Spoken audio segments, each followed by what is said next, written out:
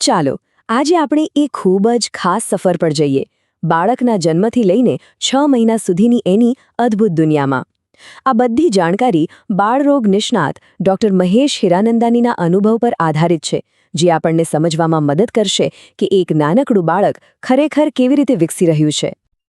આને સમજવા માટે એક સરસ ઉદાહરણ છે.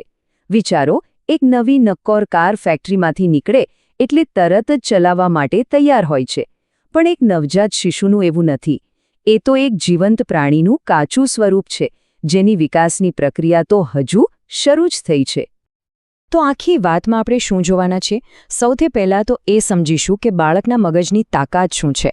પછી પહેલા 3 અને એ પછીના 3 મહિનામાં શું શું સીમાચિહ્નો આવે છે એ જોઈશું.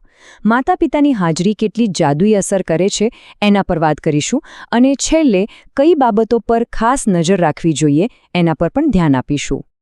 તો ચાલો શરૂ કરીએ પહેલા ભાગથી અને જાણીએ કે એ નાનકડા માથાની અંદર શું અજાયબી ચાલી રહી છે, કારણ કે એ કોઈ તૈયાર મશીન તો બિલકુલ નથી. આ આંકડું છે ને, એ ખરેખર મગજને ચક્રાવે ચડાવી દેવું છે.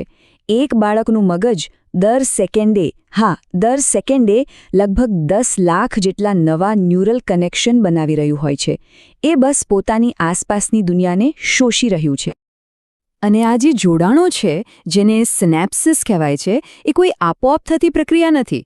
એ તો ત્યારે બને છે જ્યારે બાળક કોઈનો ચહેરો જુએ છે, અવાજ સાંભળે છે કે કોઈના સ્પર્શને અનુભવે છે. એટલે કે દરેક વાતચીત, દરેક સ્પર્શ એના મગજનું ઘડતર કરી રહ્યો છે. આ જ વાત આપણને લઈ જાય છે વિકાસના પહેલા અને સૌથી મહત્વના તબક્કા પર, જ્યાં સૌથી પાયાના કૌશલ્યોનો પાયો નંખાય છે. જરા જુઓ તો ખરા, જન્મ સમયે માત્ર રડવાથી લઈને 3 મહિનામાં તો લોકો સામે જોઈને સ્મિત કરવા સુધીની સફર. આ ખરેખર એક અદ્ભુત પરિવર્તન છે. તો આ સમય દરમિયાન ખાસ જોવાની બાબતો કઈ? શું બાળક પોતાનું માથું થોડું ઘણું સ્થિર રાખી શકે છે? શું કોઈ અવાજ સાંભળીને એ ચમકી જાય છે? અને શું એની નજર આપણી પાછળ ફરે છે? આ બધું જ વિકાસની નિશાની છે. અને આ જે સામાજિક સ્મિત છે ને, એનું જાદુ જ કંઈક ઓર છે. એ કોઈ સાધારણ સ્મિત નથી, એ તો બાળકની પહેલી સાચી વાતચીત છે. જ્યારે માતા સ્મિત કરે ત્યારે બાળક જવાબમાં સ્મિત કરે છે. આ એક બહુ જ ખાસ ક્ષણ હોય છે. સારું, હવે આગળ વધીએ અને જોઈએ કે પછીના 3 મહિનામાં શું જાદુ થાય છે. આ એક એવો સમયગાળો છે જ્યારે બાળકો ખરેખર મોટી છલાંગ મારે છે. એક રસપ્રદ વાત છે કે બાળકનો વિકાસ છે ને, એ ઉપરથી નીચેની તરફ થાય છે. એટલે કે સૌથી પહેલાં એ ગરદન પર સંપૂર્ણ કાબૂ મેળવે છે. પછી એ જ સ્થિરતાથી પીઠ મજબૂત બને છે અને એ બેસતા શીખે છે. અને છેવટે એ પગ પર વજન આપવાનું શરૂ કરે છે. આ જ સમયે બાળક જાણે એક નાનકડો શોધકર્તા બની જાય છે. એ હવે જાણી જોઈને રમકડા સુધી પહોંચવાનો પ્રયત્ન કરે છે. એને પકડે છે અને એક હાથમાંથી બીજા હાથમાં પણ ફેરવે છે. અને હા, સાથે સાથે મામા, નાના જેવા મીઠા અવાજો પણ કાઢવા લાગે છે.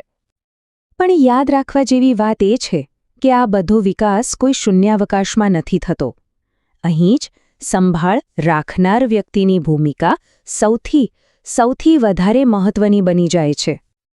તો સૌથી શક્તિશાળી સાધનો કયા છે? બહુ જ સાદા. બાળક સાથે સતત વાતો કરવી, એના ચહેરા સામે જોઈને હસવું, એ જ્યારે અવાજ કરે ત્યારે એની સામે બબડાટ કરવો અને એની સાથે રમવું. આ રોજિંદી ક્રિયાઓ જેના મગજનું સક્રિયપણે ઘડતર કરી રહી છે. અને છેલ્લે એક બહુ જ જરૂરી વાત, ક્યારેક અમુક સંકેતોને ઓળખીને ડૉક્ટરની સલાહ લેવી ખૂબ જરૂરી બની જાય છે. જુઓ, આ કોઈ ચિંતા કરવા માટેની યાદી નથી, બિલકુલ નહીં. આ તો બસ એક મદદરૂપ માર્ગદર્શિકા છે. જો આમાંથી કોઈ પણ સંકેત દેખાય તો એનો અર્થ એટલો જ છે કે બસ એકવાર નિષ્ણાતની સલાહ લઈ લેવી હિતાવહ છે. એટલે વિકાસના આ તબક્કાઓને સમજવાથી પાલનપોષણની આખી સફર એક રહસ્યમય પડકારમાંથી એક આનંદદાયક યાત્રા બની જાય છે. આ એ પાયો છે જેના પર ભવિષ્યની ઇમારત ચણાવવાની છે.